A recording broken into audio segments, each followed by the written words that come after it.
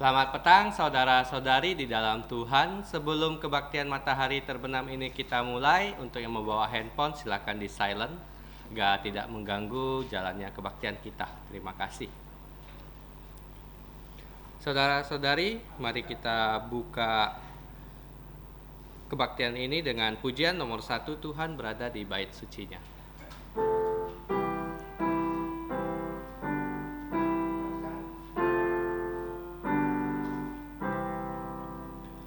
Tuhan berada di bait sucinya, semua orang di hadapan Tuhan sujudlah, berdiam diri sembah sujud. Amin. Mari kita bersatu teduh. Saat teduh diambil dari 2 Korintus pasal 5 ayat 7 sampai 8. Sebab hidup kami ini adalah hidup karena percaya, bukan karena melihat. Tetapi hati kami tabah dan terlebih suka kami beralih dari tubuh ini untuk menetap pada Tuhan. Amin. Saudara-saudari, mari kita bangkit berdiri. Kita akan menyanyikan pujian nomor 229, Pimpin Aku. Pujian nomor 229, Pimpin Aku.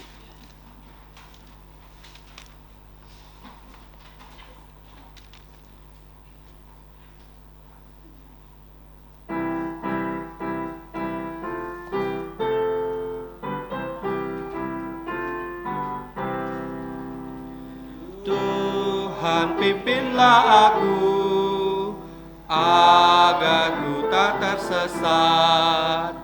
Kau beserta amanah di dalam anugerah-Mu. Pimpin aku, agar ku tak tersesat, melewati hidupku sampai tiba di sorga. Saat ombak menerpa, Kau yang melindungiku. Kau dekatku, tenanglah, itulah harapanku. Pimpin aku, agar ku tak tersesat, melewati hidupku sampai tiba di sorga. Tuhan pimpinlah aku, sampai badai berlalu. Saat tiba di sorga, air mataku terhapus. Pimpin aku, agar ku tak tersesat, melewati hidupku sampai tiba di sorga. Kita tetap bangkit berdiri, mari kita berdoa.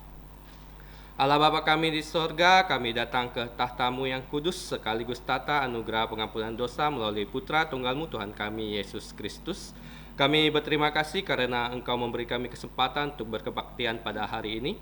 Kami mohon belas kasihan-Mu mengampuni dosa-dosa kami sehingga kami dilayakkan datang ke hadirat-Mu yang kudus. Mohon Roh-Mu menyertai kami sehingga kami dapat menyembah Engkau sesuai dengan kebenaran firman-Mu, supaya setiap acara kebaktian ini berkenan kepadamu dan hanya untuk memuliakan Engkau dan Putra-Mu dan Roh-Mu yang kudus. Dengarkanlah doa kami yang kami ucapkan dengan rasa terima kasih di dalam nama Tuhan Yesus yang telah mengajarkan kami doa Bapa kami. Bersama-sama mari kita berdoa.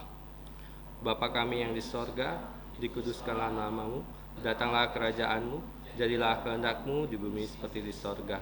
Berikanlah kami pada hari ini makanan harian kami, dan ampunilah kami akan kesalahan kami, seperti kami juga mengampuni orang yang bersalah kepada kami.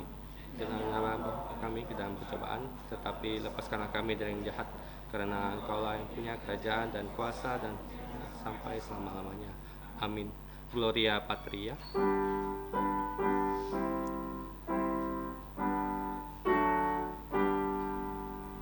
Hormat diberi untuk Bapa, Putra, dan Roh Kudus, dari mula sampai sekarang dan seterusnya, termulia. Amin. Amin. Silakan duduk. Saudara-saudari, tiba saatnya kita membuka Alkitab kita yang diambil dari 2 Korintus pasal 4 ayat 16 sampai pasal 5 ayat 10. 2 Korintus pasal 4 ayat 16 sampai ayat 5 pasal 10. Kita akan membacanya secara bertangkapan dan 2 ayat terakhir kita akan baca bersama-sama. Untuk anak-anak bisa mengambil buku oren ini agar bisa ikut membaca.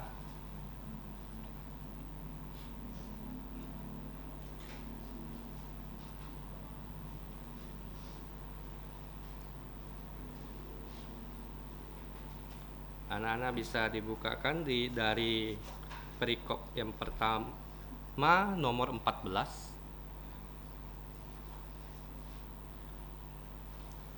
Mari kita baca.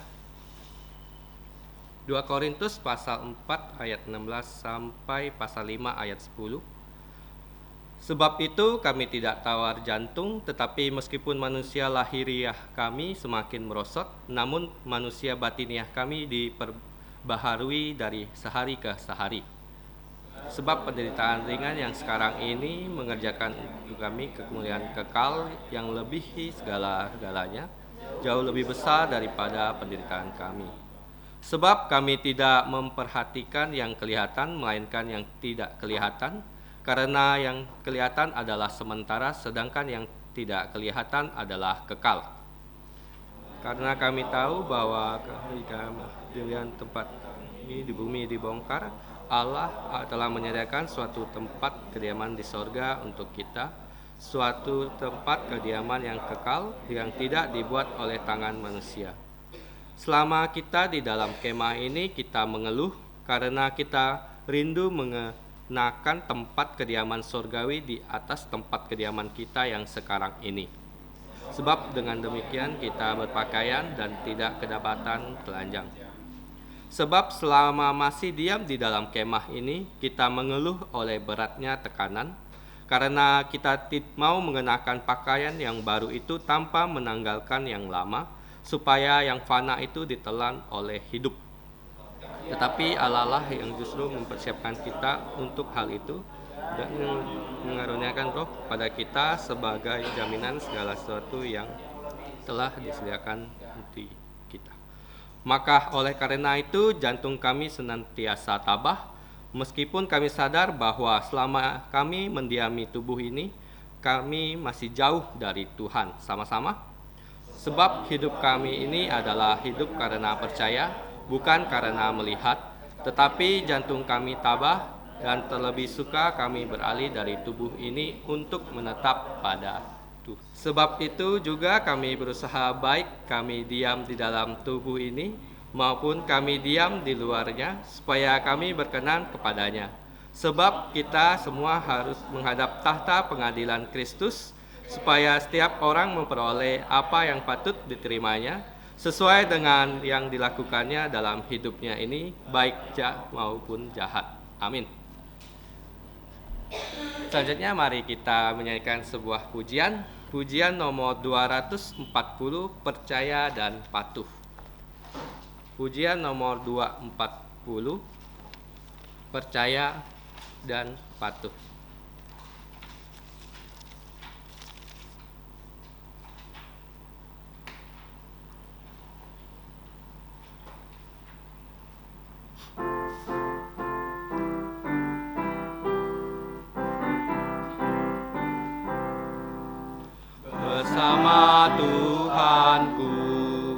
dalam terang firman-Nya, Ia yang menyinari jalanku. Ku turut perintah-Nya, Ia tinggal dalamku, beserta umat-Nya yang patuh. Percayalah dan patuh padanya, pasti kau dikasih-Nya, hanya percayalah. Hilang awan gelap, lenyap bayang maut, saat tampak wajah Tuhanku. Hilanglah bimbangku, lenyap air mataku, percaya dan patuh padanya. Percayalah dan patuh padanya, pasti kau dikasih-Nya, hanya percayalah. Tiada beban berat, tiada kesusahan, penderitaanku Ia peduli. Hilanglah sedihku, lenyaplah hinaku, karena anugerah-Nya besarlah. Percayalah dan patuh padanya, pasti kau dikasih-Nya, hanya percayalah. Saudara-saudari, mari kita lihat ayat hafalan kita pada minggu ini. Kita bisa lihat di dalam buletin, di dalam kotak, yang diambil dari 2 Korintus pasal 5 ayat 7 sampai 8. Kita akan membacanya sebanyak 2 kali, dan kali ketiga kita akan mencoba menghafalkannya. Mari kita baca bersama-sama. 1, 2, 3. 2 Korintus pasal 5 ayat 7 sampai 8. Sebab hidup kami ini adalah hidup karena percaya, bukan karena melihat. Tetapi hati kami tabah, dan terlebih suka kami beralih dari tubuh ini untuk menetap pada Tuhan. Mari kita baca sekali lagi. 1, 2, 3. 2 Korintus pasal 5 ayat 7 sampai 8.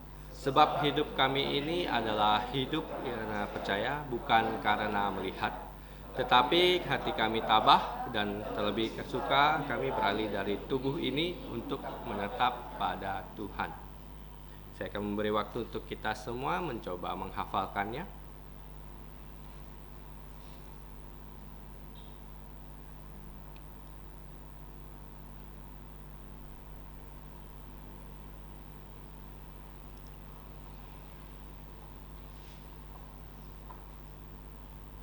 Mari kita coba. 1, 2, 3. 2 Korintus pasal 5 ayat 7 sampai 8. Sebab hidup kami ini adalah hidup karena percaya, bukan karena melihat. Tetapi hati kami tabah, dan terlebih suka kami beralih dari tubuh ini untuk menetap pada Tuhan. Amin. Saudara-saudari, saya mengingatkan untuk kita semua dapat membawa pulang buletin ini agar kita dapat menghafalkan ayat hafalan ini di rumah. Terima kasih. Selanjutnya, warta gereja. Warta gereja yang pertama, perjamuan kudus akan diadakan minggu depan. Saudara-saudari yang sudah baptis dan reafirmasi iman harap bisa mempersiapkan dirinya. Saya tidak ada melihat jiwa-jiwa baru di sini. Kita doakan agar Tuhan menyediakan jiwa-jiwa baru, dan kita juga berdoa agar jiwa-jiwa yang lama, yang sudah lama tidak ke gereja, bisa dapat bergereja di sini bersama kita. Selanjutnya kita akan memberikan yang terbaik untuk Tuhan sambil menjalankan persembahan. Yang akan membawa kantong persembahan saudari Veronica. Sambil menjalankan persembahan, mari kita menyanyikan pujian nomor 133, 133, karena Dia hidup. Pujian nomor 133, karena Dia hidup.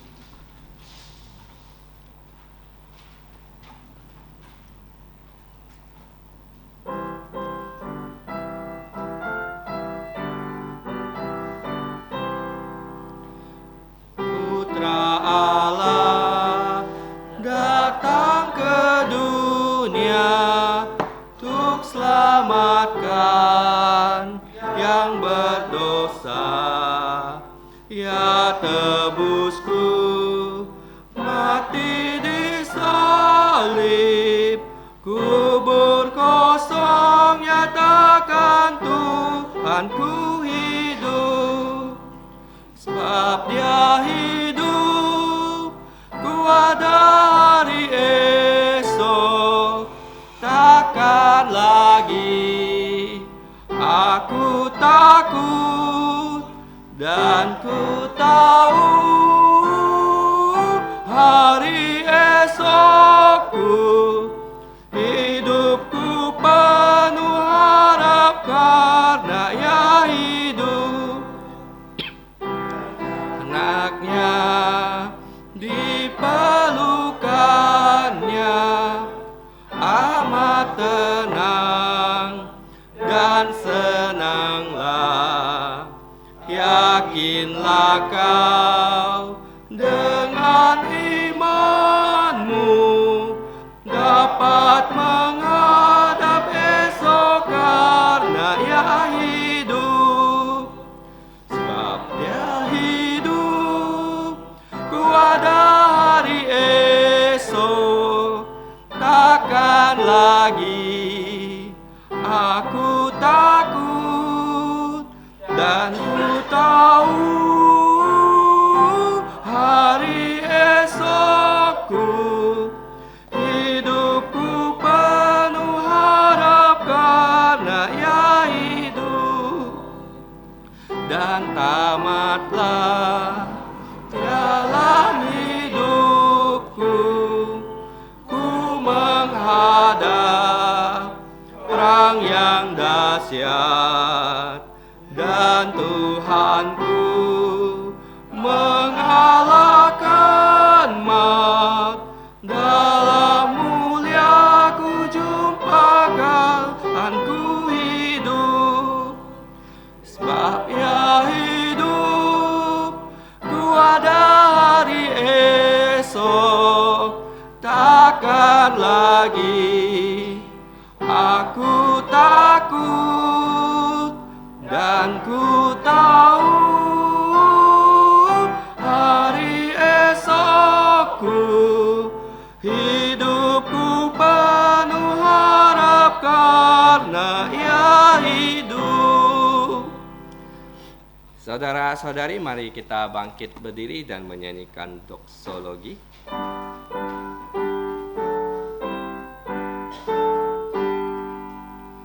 Puji Allah sumber berkat, puji Dia semua ciptaannya, puji Dia para malaikat, Bapa, Putra, dan Roh Kudus.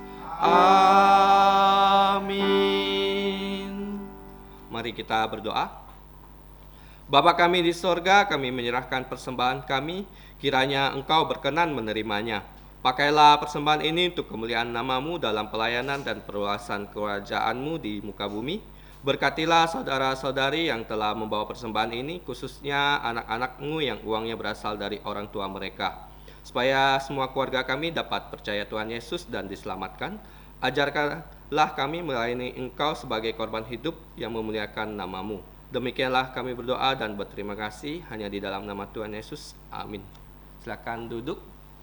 Untuk anak-anak, silakan ke tempat sekolah minggu.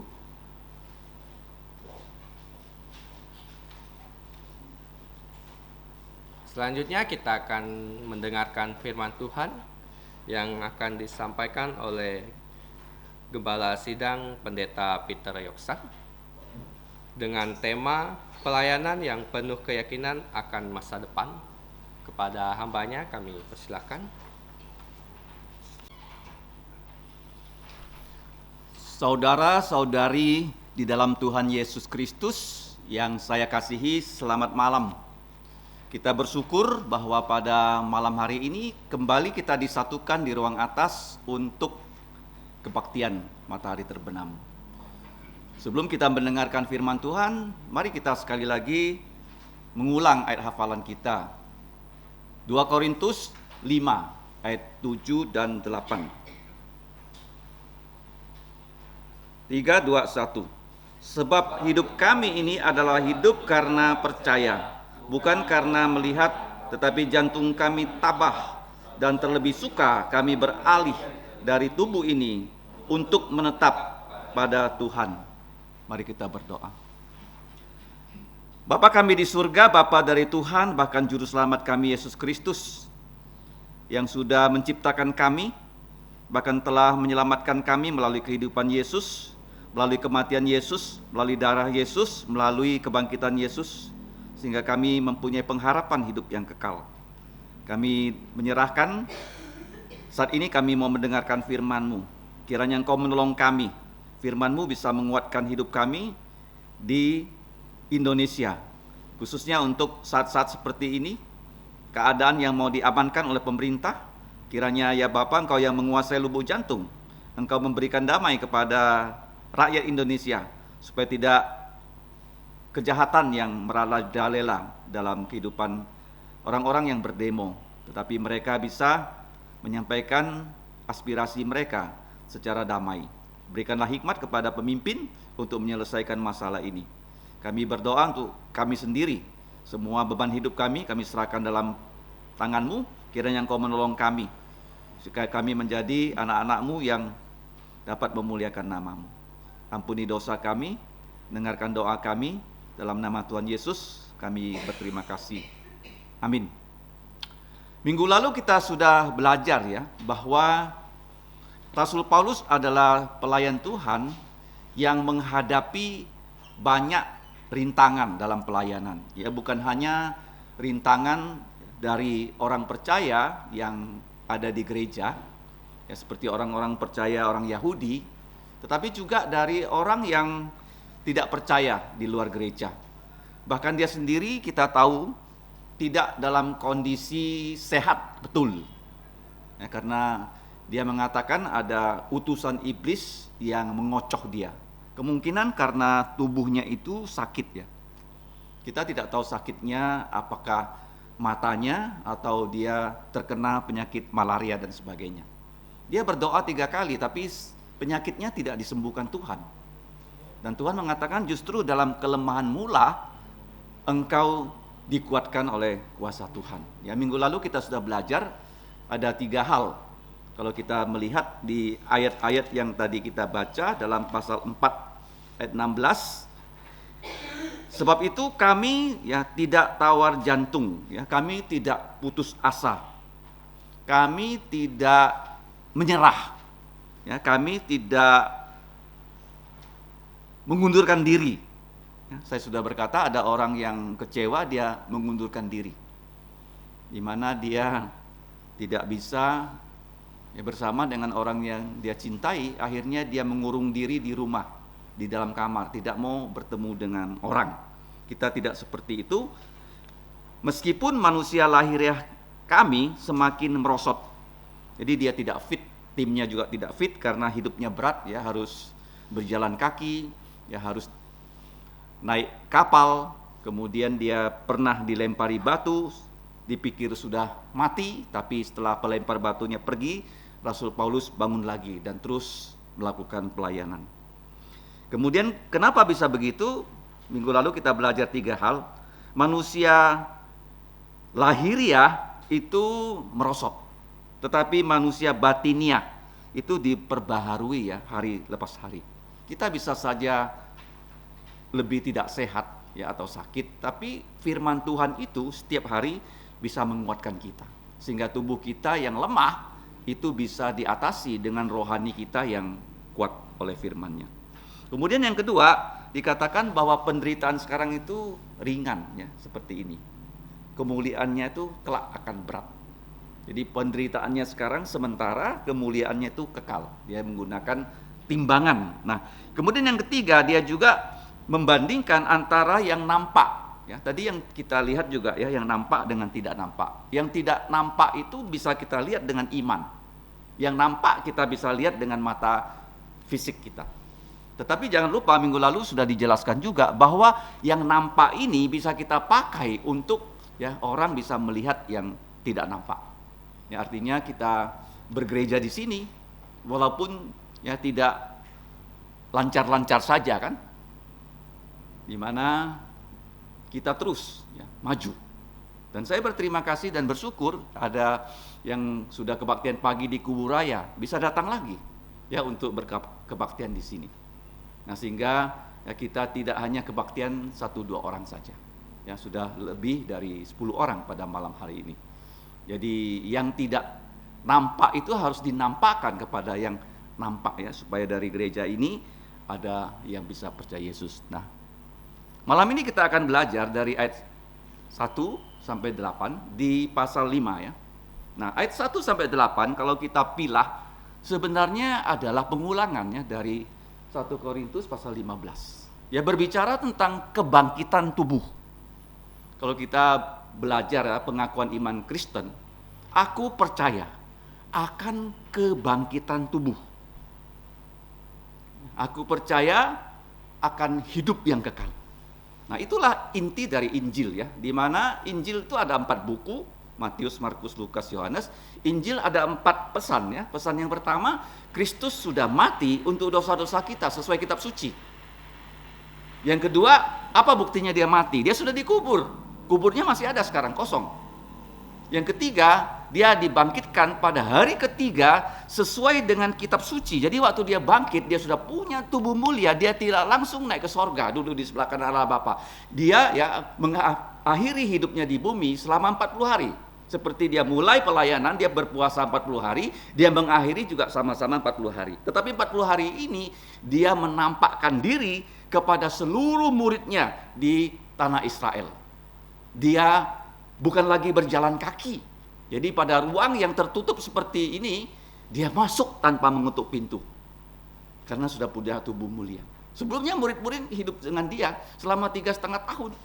Melihat Yesus itu capek, melihat Yesus itu tidur, ya Yesus berjalan kaki, dan sebagainya.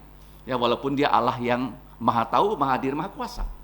Jadi dia menunjukkan kepada murid-muridnya, dia sudah punya tubuh mulia. Nah, saya sudah pernah mengatakan bahwa barang ya atau benda yang paling berharga itu tubuh manusia. Kalau tubuh kita ini mau dibuat di pabrik, ya, sekian triliun itu nggak bisa. Ya, seperti mata kita sudah dijelaskan lebih canggih daripada kamera yang secanggih apapun. Ya, langsung bisa fokus. Nah, kita lihat dari ayat 1 sampai ayat 8. Itu berbicara tentang tubuh mulia di 1 Korintus pasal 15 yang disingkat dengan tubuh yang I ya, dulu ya waktu keluar iPhone. Nah, semua orang itu ingin punya iPhone. Kenapa? Karena satu-satunya telepon yang bisa disentuh. Ya. Sebelumnya ya, orang hanya dengan stylus ya, untuk menyentuh layar. Kalau sekarang dengan tangan. Layar sentuh itu sebenarnya bukan teknologi baru ya. Waktu saya tahun 81 ke Jakarta, saya mampir di sebuah sekolah yang terkenal waktu itu di Jakarta, yaitu SMP Karunia. Yang menangani komputer itu adalah alumni. Dia hanya sarjana muda dari ITB, tapi dia ahli komputer. Saya sempat bermalam ya di gereja Karunia, di sekolah Karunia itu, dan dia menggunakan ya, komputer yang bermerek Hewlett Packard HP dengan layar sentuh. Kenapa dia menggunakan? Karena dia memeriksa ujian pada zaman itu dengan pensil 2B. Kalau kamu ya pernah lihat ya ujian-ujian ya di zaman dulu ya untuk masuk perguruan tinggi itu dengan pensil 2B. Ya, jawabannya A, B, C, D, E itu dengan pensil 2B. sudah dia pakai. Ya, saya melihat sudah ada layar sentuh pada zaman itu. Tapi oleh Steve Jobs dibuat menjadi iPhone, menjadi iPad, kemudian sekarang menjadi tablet, ya, Android dan sebagainya. Nah, jadi I di sini bukan I ya untuk Apple produk, tapi untuk istilah apa? Immortal, ya, tidak bisa mati. Ya, jadi tubuh Yesus yang bangkit tidak akan mati lagi selama-lamanya. Kemudian G, apa G? Glorified, tubuh yang mulia. Kemudian P, tubuh yang powerful. Jadi dia tidak perlu ya dibatasi lagi oleh ruang. Jadi Yesus ketika dia sudah selesai tugasnya, ya, mengajar 2 murid ke Emmaus, langsung dia pergi, ya, sepertinya hilang. Artinya begini, punya tubuh mulia, kita bisa pindah tempat dalam waktu 1 detik saja. Dan tubuh mulia itu begitu powerful, bisa naik ke surga. Jadi Yesus kalau tidak punya tubuh mulia, dia tidak bisa bagaimana naik ke surga. Tubuhnya akan pecah sampai di atas, tidak ada oksigen. Tubuhnya Yesus yang sama dengan tubuh kita sekarang ini akan mati, ya, tidak punya oksigen. Tetapi punya tubuh mulia, tubuh yang powerful, ya, tubuh yang nanti akan dimiliki oleh orang percaya. Kemudian tubuh mulia akan diberikan kepada kita, ada tubuh yang spiritual dan tubuh yang sorgawi. Mari kita lihat, ya, kita gunakan 5 kriteria ini untuk belajar, ya. 1 Korintus pasal 5 ayat 1 sampai 8. Nah, ini polanya, ya, pola Alkitab menafsirkan Alkitab. Ya, bukan pikiran manusia yang menafsirkan Alkitab, tapi Alkitab yang mengartikan Alkitab. Ayat 1. Kami tahu, nah bahasa Yunaninya hoida, ya. Tahu dengan sungguh-sungguh. Kenapa dikatakan kami tahu? Karena kami diberitahu bahwa jika, ya, pada saat, nah kata kemah itu dari kata tabernakel, ya, bahasa Inggrisnya, bahasa Yunaninya skenos, bahasa Ibraninya ohel, tempat kediaman kami, atau di sini disebut rumah kemah. Ya, Paulus itu tukang tenda, tukang membuat kemah, tukang membuat tenda. Nah, kamu masih ingat di dalam pasal 4 ayat 7, kita ini diibaratkan sebagai perabot dari tanah liat. Paham ya, perabot dari tanah liat. Di bumi ini ketika dibongkar, siapa yang membongkar? Yaitu Tuhan sendiri. Ya, seperti Paulus, dia selesai tugas, dia dipenjara, dia dipancung, ya, dibongkar. Allah telah menyediakan suatu kediaman. Nah, bahasa kediaman di sini sebenarnya rumah.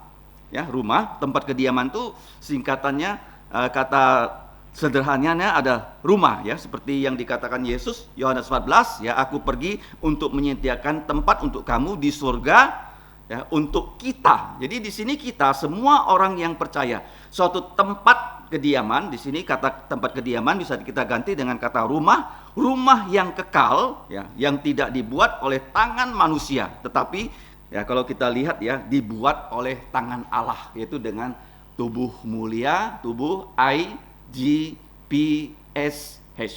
Ya, tolong diingat, ya, IGPSH.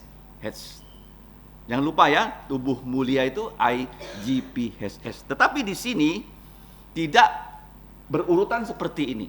Tapi tetap, ya, 5 hal ini dijelaskan dari ayat 2 sampai ayat 8.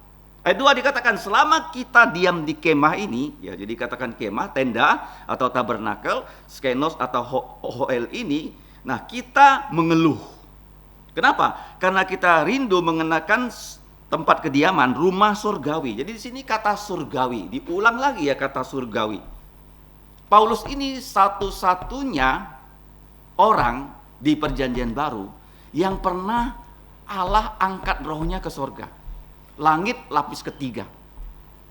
Langit itu bukan 7 lapis seperti yang diajarkan di Indonesia, tetapi 3 lapis. Kenapa 3 lapis?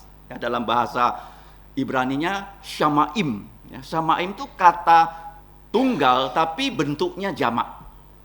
Lapis pertama masih ingat tempat tinggalnya burung. Tempat tinggal apa? Ya, jadi Tuhan menciptakan hari kelima. Nah, jadi hari kelima seperti ini, ya. Hari kelima dia menciptakan binatang air.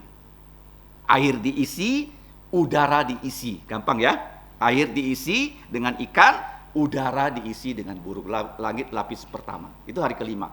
Hari keempat dia mengisi langit lapis kedua dengan SMS, ya, sun, moon, star. Matahari, bulan dan bintang-bintangnya. Dulu kita pernah pakai SMS kan? Nah, itu hari keempat ya. Dia mengisi langit lapis yang kedua ya. Langit lapis ketiga itu tahta Allah. Selain ada Yesus sekarang di sana bersama orang yang percaya, dan juga penuh dengan malaikat-malaikat kudus. Nah, kamu lihat di sini, surga itu ya dikatakan di sini tempat kediaman kita yang kekal. Tapi tempat kediaman kita yang sekarang ini akan dibongkar. Kenapa begitu? Coba kita baca ya dalam pasal 1 kitab Filipi ya. Itu penting ya. Sebelum kemah ini dibongkar, kita bisa melayani Tuhan. Karena waktu kita dibongkar kemah kita, waktu kita mati, ya, kita masih di muka bumi ini. Filipi 1:21. Sesungguhnya untukku hidup adalah Kristus. Jadi waktu kemah kita ini belum dibongkar, nyawa kita itu belum dicabut, kita hidup untuk Kristus. Dan kalau kita mati adalah keuntungan. Jadi begini, kalau orang percaya Yesus dia mati, itu untung karena dia waktu mati langsung dia berpindah dari dunia ini ke sorga. Ya, untuk orang yang pernah misalnya dari tempat ya yang tidak baik, ya katakanlah misalnya kita datang dari Siantan lah ya, siapa yang pernah ke Siantan kan? Nah, ya tempatnya agak kumuh. Begitu kamu sampai ke Mega Mall, sampai ke mana? Mega Mall. Langsung kamu bisa membedakan, ya Mega Mall tuh rapi, ya indah dan terawat. Jadi orang Kristen juga seperti itu. Kalau kita mati meninggalkan tubuh ini, kita langsung lagi tidak melihat ya seng berkarat, jalan macet, demo dan sebagainya. Langsung kita sampai di sorga. Tetapi di sini Paulus mengatakan, namun jika aku harus hidup di dunia ini sebelum kemahnya dibongkar, itu berarti untukku bekerja memberi buah. Jadi dia mau melayani. Jadi mana yang harus aku pilih? Aku tidak tahu. Ya, aku didesak dari dua pihak. Aku ingin pergi tinggal bersama Kristus, tetapi hal itu jauh lebih baik. Namun lebih perlu tinggal di dunia ini karena kamu. Ya, karena kita ada pelayanan, maka kita masih di dunia ini yang hidupnya sulit.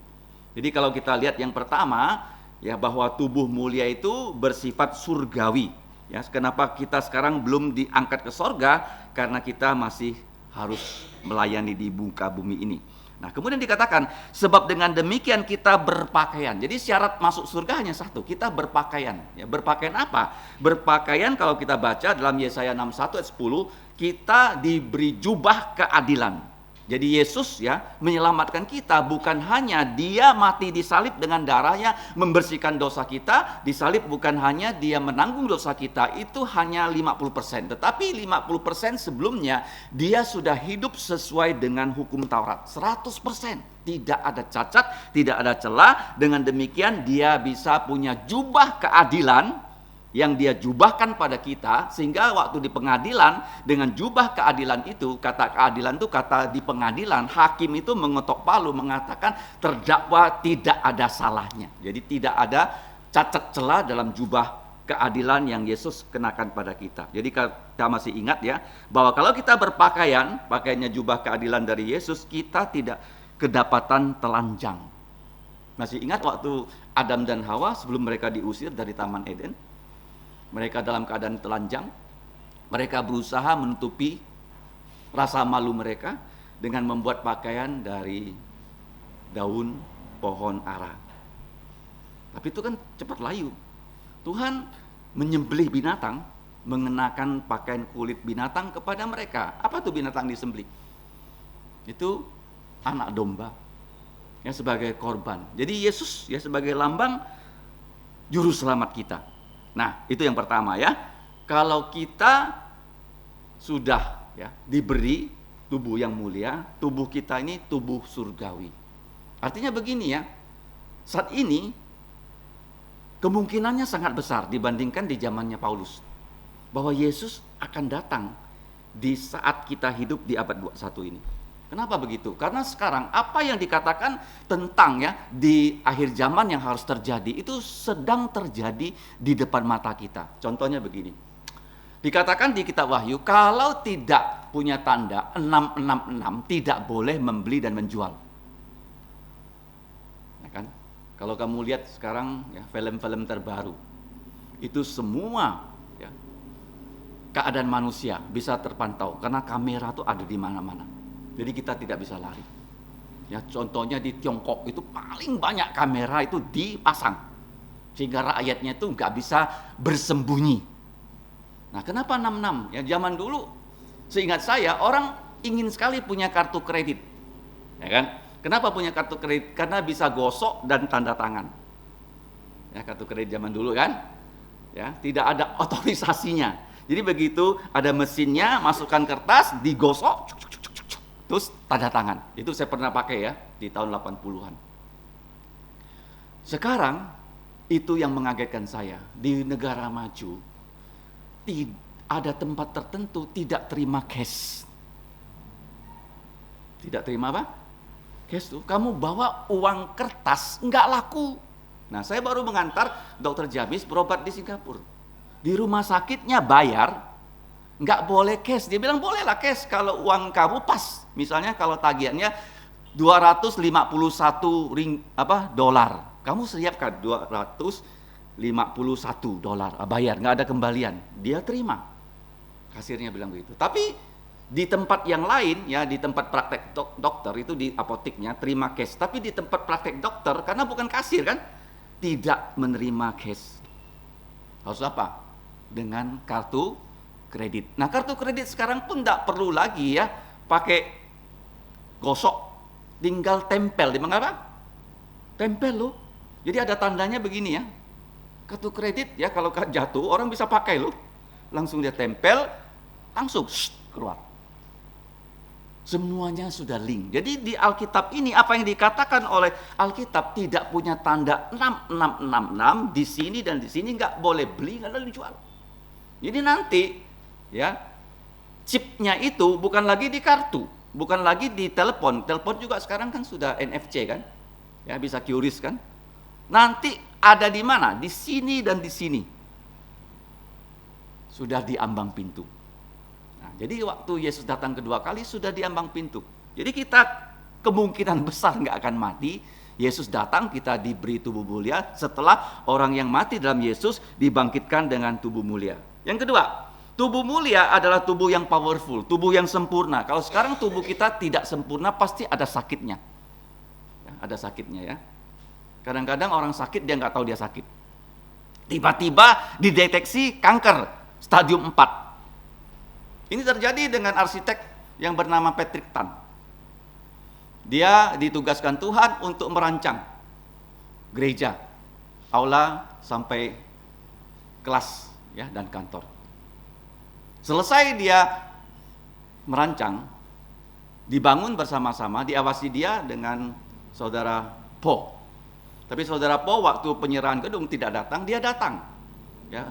Setelah dia datang, dia katakan sama saya, setelah itu dia mau pindah gereja, tidak lagi bergereja di Pandan. Setelah pulang ke Singapura, 2 bulan kemudian, mendapatkan kabar dari Pandan bahwa dia kena kanker stadium 4. Dan hidupnya hanya tidak sampai setahun. Dia punya tabungan. Tapi dia bilang kalau saya berobat, uang saya habis. Stadium 4, kanker usus, mana bisa sembuh. Dia pintar. Dia bilang, kalau begitu dia nggak mau berobat, dia tahan sampai mati. Kenapa? Uang yang dia tabung sebagai arsitek di Singapura, itu dia mau untuk kehidupan istri anaknya. Ya, jadi akhirnya dia dipanggil pulang ke surga. Jadi kalau kita lihat ya, sebab selama kita masih diam di kemah ini, kita mengeluh. Ya, karena beratnya tekanan. Karena kita mau mengenakan pakaian yang baru, itu tanpa menanggalkan pakaian lama. Ini bahasa Indonesia terjemahannya salah ya. Kita bersyukur ya kita bisa mengoreksi terjemahan bahasa Indonesia yang salah. Dulu saya nggak tahu kenapa Tuhan mengirim ya orang-orang bisa belajar Alkitab di FEBC. Ya, dulu saya paling tidak mengerti bagaimana hamba Tuhan bisa berkhotbah. Alkitabnya kan setebal ini saja. Alkitab ini tidak terbatas ya. Seperti Paulus waktu dia berkhotbah bisa dari ya malam sampai tengah malam sampai ada yang jatuh mati gitu. Kalau kita hanya dengar firman Tuhan 1 jam itu kecil. 1 jam kecil ya. Seperti misalnya orang lihat film Korea ya berseri kan, nggak terasa. Atau main game kan, betul nggak? Main game bisa sampai pagi. Tapi belajar firman Tuhan 1 jam saja sudah apa? Sudah teler. Ya, jangan seperti itu. Oke? Nah, terjemahan yang tepat sudah saya cantumkan apa tuh? Terjemahan yang benar adalah kita tidak berpakaian. Terus, melainkan kita mau berpakaian atau kita mau dikenakan pakaian oleh Yesus. Jadi kita punya pakaian jubah mulia, itu Yesus yang kenakan dan dia dapatkan tadi dari mana? Dia mentaati seluruh hukum Taurat. Sudah dijelaskan dia disunat pada hari ke-8 karena dia keturunan Abraham. Kemudian waktu dia mati, masih ingat, dia menyerahkan ibunya kepada Rasul Yohanes. Itu adalah hukum kelima. Hormatilah ayahmu dan ibumu. Ya, jadi terjemahannya sudah diperbaiki. Jadi tubuh mulia, tubuh yang surgawi, tubuh mulia, tubuh yang powerful. Powerful artinya kita bisa bagaimana melaksanakan firman Tuhan dengan sempurna. Nah, kemudian yang berikutnya. Tubuh mulia adalah tubuh yang tidak akan mati atau disebut immortal. Supaya yang mati ditelan oleh yang hidup. Jadi kata mati ditelan hidup itu identik dengan Yesus bangkit dari kematian. Karena begini ya, kalau kita hidup ditelan oleh yang mati. Di belakang kita selalu ada kematian mengikuti kita. Jadi kalau kematian itu datang ke depan kita, menantang kita, langsung kita mati. Kita tidak bisa mengatakan, kasih saya waktu. Nggak bisa. Yesus, ya dalam Yesaya 25, dikatakan, dia mati, dia menelan maut. Kitun Simonga. Kenapa dia menelan maut? Karena dia mati, satu, bukan karena dia berdosa. Dia mati untuk dosa-dosa kamu dan dosa saya. Kalau kita mati karena kita berdosa. Yang kedua, kita mati, kita tak rela mati. Mana ada orang rela mati kan? Kalau sakit kita ke dokter supaya kita sembuh. Ya, kita mau sehat. Yang ketiga, Yesus mati bukan ditelan maut, tapi dia menelan maut. Itu bedanya. 3 hal yang membedakan kematian Yesus dengan kematian semua manusia. Mulai dari Adam sampai manusia yang terakhir, yang mati. Dia menelan maut. Artinya begini, begitu Yesus bangkit dari kematian, dia bukan hanya menelan maut, dikatakan maut di mana lagi sengatmu. Jadi Yesus ya waktu dia hidup, dia disalibkan, itu dia disengat oleh maut. Artinya dia mati. Kenapa mati? Karena Adam, dia memilih mati. Ya kan? Allah mengatakan kalau kamu makan buah pengetahuan yang baik dan jahat, kamu mati. Jadi memilih mati. Yesus menyelamatkan kita dengan mati dan bangkit. Jadi begini, ya, seperti ini. Dalam buku Systematica Theologia. Dan kenapa bisa dari mati bangkit? Di sini ada salib. Ada apa? Ada salib ya. Jadi jelas ya. Dari sini ke sini, dari sini ke sini. Tapi di sini hidup yang kekal, ini hidup yang sementara. Jadi yang mati ditelan oleh yang hidup. Poin yang keempat. Tubuh yang Tuhan Yesus janjikan adalah tubuh yang rohaniah. Tetapi Allah lah yang justru mempersiapkan kita untuk hal itu dan yang mengaruniakan roh kepada kita sebagai jaminan segala sesuatu yang telah disediakan untuk kita. Maka oleh karena itu jantung kami senantiasa tabah. Meskipun kami sadar bahwa selama kami mendiami tubuh kami ini, kami masih jauh dari Tuhan karena Yesus di sorga dan kita ada di bumi. Sepertinya ya, Yesus tuh ada di sorga dan kita di bumi. Dan yang ada di sini adalah rohnya Tuhan Yesus. Nah, sekarang sangat menarik. Satu misteri yang kita tidak pahami. Kita ini tubuhnya tubuh yang berdosa. Ya kan? Kenapa Roh Kudus yang tidak suka dosa mau diam di tubuh kita yang berdosa? Tubuh yang fana. Ya kan? Coba kamu pikirkan ya. Tubuh kita ini jelek loh. di mata apa? Tuhan. Ya, kenapa? Karena kita sudah jatuh dalam dosa. Ya, penuh dengan dosa. Dosa, minta ampun, disucikan lagi oleh darah Yesus, tapi tetap ya masih bisa berdosa. Tapi Roh Kudus tinggal dalam kita. Jangan kita bilang hanya Roh Kudus yang tinggal. Kalau Roh Kudus tinggal, Allah Tritunggal juga tinggal, Bapa, Putra, Roh Kudus, karena mereka satu. Satu Allah, tiga pribadi. Paham ya? Nah, makanya kalau kita lihat di sini ada kata ya, kami senantiasa tabah. Ya, kata tabah di sini bukan diterjemahkan dari kata hupomone, tapi kata yang khusus ya, dipakai di dalam ya Perjanjian Baru hanya beberapa kali, itu adalah ya, tarumen. Kalau kata kerjanya tario. Apa tuh tario? Ya, tario itu saya sangat yakin. Saya sangat percaya. Ya. Kenapa? Karena Allah sedang mempersiapkan saya yang fana ini kelak akan memiliki tubuh mulia dengan apa? Janji ada Allah Roh Kudus yang berada dalam diri kita. Jadi ajaran tentang Roh Kudus itu pada zaman akhir ini paling banyak diselewengkan. Ya, ada orang mengatakan ya gereja kita tidak punya Roh Kudus karena tidak bisa bahasa lidah seperti gereja karismatik. Nah, Roh Kudus itu fungsinya apa? Dia membawa kita supaya bisa percaya Yesus. Itu yang pertama ya. Kalau kamu ditanya apa tugas Roh Kudus? Dia bisa membawa orang yang tidak percaya menjadi percaya. Itu disebut dengan dibaptis oleh Yesus dengan Roh Kudus. Itu satu kali terjadi waktu kita percaya. Yang kedua, setelah kita dibaptis oleh Yesus ya dengan Roh Kudus, kita dipenuhi oleh Roh Kudus. Dipenuhi artinya waktu kita belajar firman, kenapa kita bisa paham itu adalah pekerjaan Roh Kudus.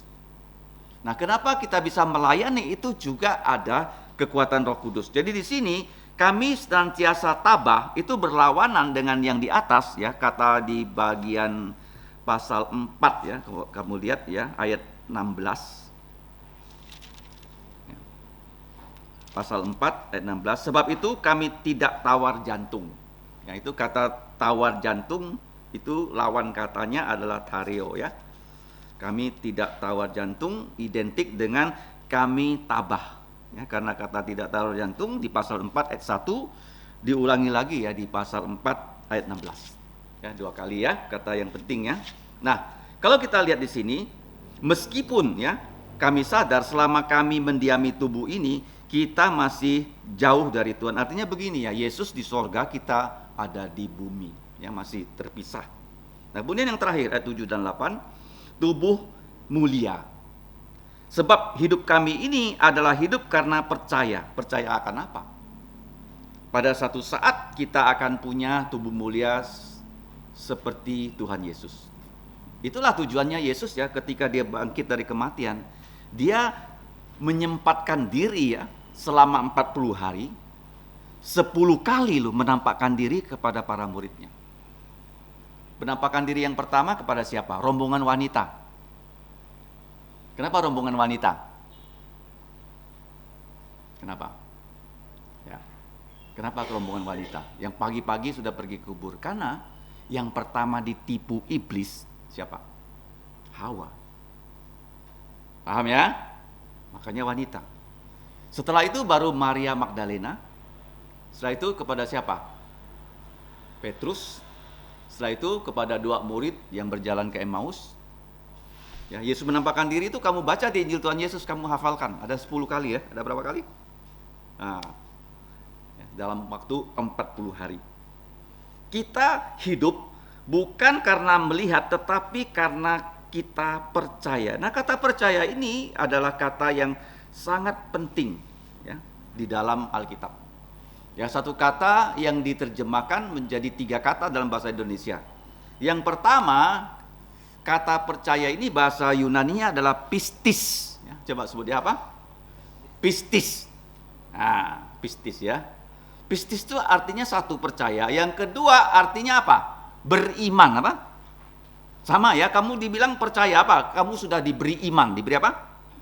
Iman. Iman itu pemberian lo. Percaya itu pemberian lo. Bukan karena kita ya melakukan pengamatan, percobaan, terus kita menemukan satu teori, bukan. Tapi kita diberi dan kita percaya karena Roh Kudus. Yang ketiga, kalau kamu percaya, pasti kamu setia. Apa? Ulangi ya. Percaya, beriman, setia. Ya, sekarang setia itu sama dengan wifi, apa? Apa wifi? Iman kita sekuat wifi, apa? Wifi nampak nggak? Tapi ada nggak? Nah, iman ada nggak? Ada. Nampak nggak? Nah, nampak. Ya, wifi itu wide fidelity. Artinya dia bisa keluar tempat yang jauh, tetap ada sinyalnya. Itu wifi. Ya. Sekarang wifi yang paling kuat, wifi-nya apa? Starlink, ya.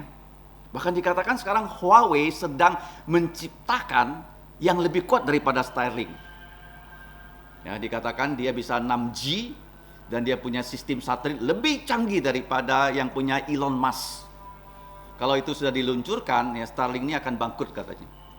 Satelitnya lebih tahan, kemudian sinyalnya lebih kuat. Ya, waktu kita pergi ke Temajuk, masih ingat kenapa ada WiFi? Karena ada Starlink. Ya. Nah, kalau kita lihat ya, sebelum ada WiFi, zaman dulu ya, ada namanya Hi-Fi. Apa Hi-Fi? High fidelity. Hi-Fi itu lebih mahal daripada Wi-Fi. Kenapa? Kalau kamu masuk ke YouTube, kamu cari ya alat-alat Hi-Fi. Saya pergi ke Mangga 2 kemarin. Saya masuk ke satu toko. Toko itu kebetulan miliknya orang Singkawang, karena saya dengar dia ngomong bahasa Singkawang. Saya masuk ke ruangan itu, dia ragu-ragu lihat saya. Punya duit nggak beli Hi-Fi di situ?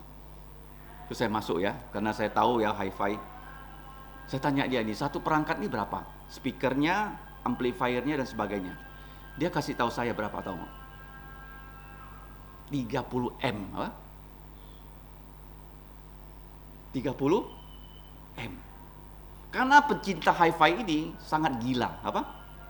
Sangat gila ya. Ada Twitter ya. Dibuat dari intan, dari apa? Belum pernah dengar kan? Biasanya speaker kan dibuat dari kertas kan? Itu dibuat dari intan. Harga Twitter yang kecil itu, yang dipasang di mobil, itu 3 M, berapa? Hi-Fi. Kenapa Hi-Fi? Hi-Fi itu adalah suara yang dihasilkan sama dengan yang direkam. Katakanlah ini piano ya, Steinway and Son. Itu piano yang paling mahal loh. Ya, harganya juga bisa 3-4 miliar sampai 10 miliar ya, Steinway and Son ya. Kalau dia mainkan, dia rekam, dikeluarkan dari speaker, itu suaranya mirip benar, itu namanya Hi-Fi. Zaman dulu saya sering katakan Jepang tidak bisa bikin speaker ya secanggih Eropa. Kenapa? Di Jepang tidak ada orkestra, sehingga orang Jepang ya tidak bisa bikin speaker. Hanya di Eropa mereka bisa bikin speaker yang disebut Hi-Fi, benar-benar mahal Hi-Fi. Nah, sekarang apa itu setia? Hi-Fi itu setia. Setianya tingkat dewa, tingkat apa? Tingkat tinggi ya. Nah, kita nggak tahu, nggak ada dewa sebenarnya, tapi itu hanya istilah ya. Nah, apa itu Hi-Fi? Apa itu setia? Mirip dengan Yesus. Mirip dengan siapa? Yesus. Paulus mengatakan 1 Korintus 1 ayat 11 ya, 1:11 ayat 1, ikutlah aku karena aku mengikut Yesus. Jadi saya sudah katakan di gereja ya, jangan ya kamu bilang, oh di gereja jangan lihat manusia, lihat Yesus. Nggak bisa. Gereja ditempatkan para pelayan, dia harus ikut Yesus. Dan orang ikut dia. Dia nggak boleh, oh jangan pandang saya. Pandanglah Yesus. Itu salah. Harus ya, apapun ya yang diberikan Tuhan kepada gereja, itu harus diikuti. Ya, kalau dia salah, kita nasihati supaya dia berubah. Karena kita semua ya tujuannya ingin sama dengan Tuhan Yesus ya dalam hal-hal tertentu, kecuali Maha Tahu, Maha Hadir, Maha Kuasa. Kita lihat ya yang terakhir, sebab hidup kami ini, kita sama-sama baca. Sebab hidup kami ini adalah hidup karena percaya, bukan karena melihat. Tetapi jantung kami tabah dan lebih suka kami beralih dari tubuh ini untuk menetap pada Tuhan. Ya, jadi satu saat kita akan hidup bersama-sama Yesus. Ya. Kapan itu? Waktu dia datang kedua kali dengan tubuh loh, bukan hanya roh. Kalau sekarang kita mati, memang tubuh kita ada di bumi, ya dikubur, tapi roh kita langsung kemana? Ke sorga. Gak ada cerita ya, tubuh kita ini ya, begitu mati, roh kita gentayangan. Kalau orang percaya Yesus, rohnya langsung dijemput malaikat, bertemu dengan Yesus. Makanya siapa yang mati langsung ketemu Yesus? Stefanus. Ya, sebelum dia mati, dia melihat surga terbuka, Yesus berdiri menyambut dia. Dia mengatakan, Tuhan Yesus, kepadamu kuserahkan nyawaku. Akhirnya dia mati. Ya, tidak ada cerita ya harus kemana-mana, nggak ada, langsung. Ya seperti Abraham ada di sana, ya orang mati dikatakan Yahudi, ya, orang Yahudi ada di pangkuan Abraham. Kalau tidak percaya Yesus bagaimana? Apakah jadi hantu? Nah, Indonesia begitu top ya film-film hantu kan? Tidak ya, tidak jadi hantu, tapi langsung dibuang kemana? Ke neraka. Seperti siapa? Orang kaya. Di mana orang kaya itu? Lukas 16. Orang kaya mati, rohnya masuk ke dalam neraka, dia haus tapi tidak bisa minum setetes air pun. Ya, dia melihat ada Abraham di Firdaus, ada Lazarus lagi. Nah, itulah. Jadi malam ini kita sudah belajar ya. 2 Korintus 5 ayat 1 sampai 8 itu dibuat ya berdasarkan 1 Korintus pasal 15. Apa itu? IGPSH. Apa I? Immortal, glorified, powerful, spiritual, dan heavenly. Jadi kita belajar ya tidak seurutan seperti ini, tapi kita belajar tentang tubuh surgawi, tubuh yang powerful, ya tubuh yang tidak akan mati, tubuh yang rohania, tubuh yang mulia. Mari kita berdoa. Bapa di sorga, kami bersyukur untuk firman-Mu. Melalui Roh-Mu yang kudus, kami diberi kesempatan untuk belajar. Kiranya Roh-Mu yang kudus juga mengukirkan firman-Mu dan lubuk jantung kami, dan kami percaya penuh bahwa Tuhan Yesus segera datang kedua kali. Dan mereka, saudara-saudari kami dalam Yesus yang mati akan diberi tubuh mulia, dan kami yang masih hidup tidak akan mengalami kematian, tapi akan diberi tubuh yang tidak akan mati, tubuh mulia, tubuh yang sempurna, ya, tubuh yang rohania, dan tubuh yang surgawi. Kami bersyukur untuk semua ini Bapa. Tolonglah kami supaya firman-Mu ini menguatkan kami untuk menapaki hidup ini hanya untuk memuliakan nama-Mu. Ampuni dosa kami, dengarkan doa kami dalam nama Tuhan Yesus. Kami bersyukur dan berdoa. Amin. Mari kita berdiri, pujian kita terakhir 305. Sampak Kung Ungsiu 305.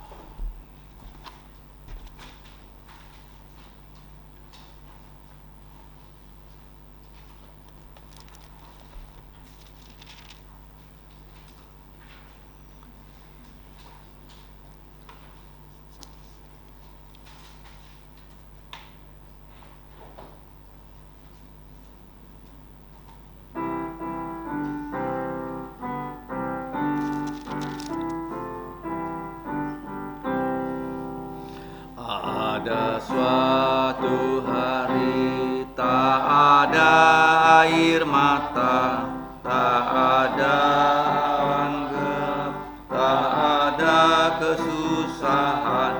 Bersama Dia di sorga, di tepi pantai emas. Saatnya hari yang penuh mulia, saat jumpa Tuhan, hari yang penuh mulia. Ku kan tatap wajahnya, dan rahmatnya menebusku. Ia memegang tanganku ke tanah yang dijanjinya. Saatnya hari yang penuh mulia. Ada suatu tempat yang ketakutan, tiada keluh kekit, tak ada perpisahan. Tuhanku disalibkan, dan ku mau bersamanya. Saatnya hari yang penuh mulia, saat Tuhan, hari yang penuh mulia. Ku kan tatap wajahnya dan rahmatnya menebusku. Ia memegang tanganku ke tanah yang janjinya. Saatnya hari yang penuh mulia. Kita tetap berdiri, mari kita bersatu menerima berkat dari Tuhan kita. Kiranya anugerah keselamatan, bahkan pelayanan dari Tuhan Yesus Kristus, dan kasih Allah, dan persekutuan Roh Kudus menyertai saudara-saudari. Amin. Amin. Amin. Amin.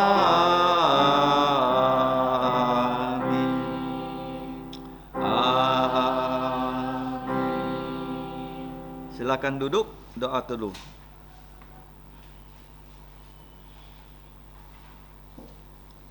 Tuhanmu memberkatimu dan melindungimu.